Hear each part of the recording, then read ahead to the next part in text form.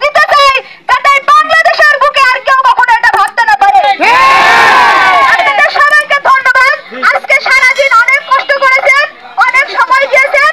উনি বহুদিন থেকে বদর বাহিনীর একজন ক্যাডার। উনি বহুদিন থেকে আজ 30-35 বছর আমরা হ্যাঁ পর্যন্ত দেখছি উনি জাসদ দল করে, অনেক খুন মুনির সাথে সে জড়িত। ঠিক আছে, এই বেচারারা এলাকায় ধরেন অনেক খুন, এই 2-1 বছর পর পরে এরা এই যে হিংসামূলক এই যে বিরোধী দলেরা নিজেরা মাইরিয়ে এইসবে বিরোধী দলের কাছে ফাঁসায় এইভাবে। আমরা চাচ্ছি আপনারা উপরে একটু করেন যে সুস্থ বিচার, অরিজিনাল যারা খুনি এই খুনির বিচার হোক, সাধারণ লোক যাতে হয়রানি যাতে না হয়। এখানে দাঁড়াইছি কারণ হচ্ছে এরা প্রত্যেকবার এরা নিজেরা হত্যা করবে, করে আমাদের নামে ফাঁসাবে। তো আমরা চাচ্ছি যে এই জিনিসটা ওরা করে, এটা যেন না করে।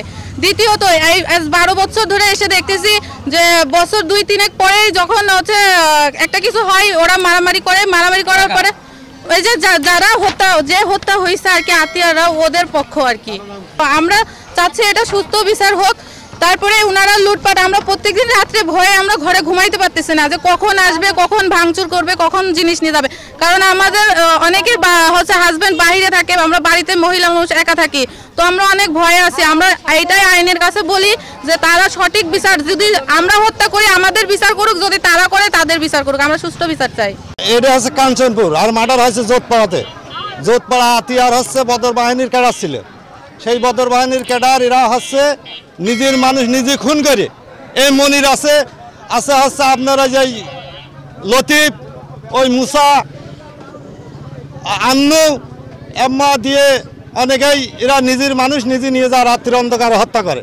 আর এই হত্যায় এই দিক এই জোতপাড়া কাঞ্চনপুর আরও হচ্ছে 4টে মোড়ে হত্যা করলো। এরা করে আরও আমার কয়টা লোক ফাঁসি দড়িতে ঝুলতেছে। এরা এই হত্যাকাণ্ড নিয়ে এরা ব্যবসা করে খায়, ভালো ভালো নেতা।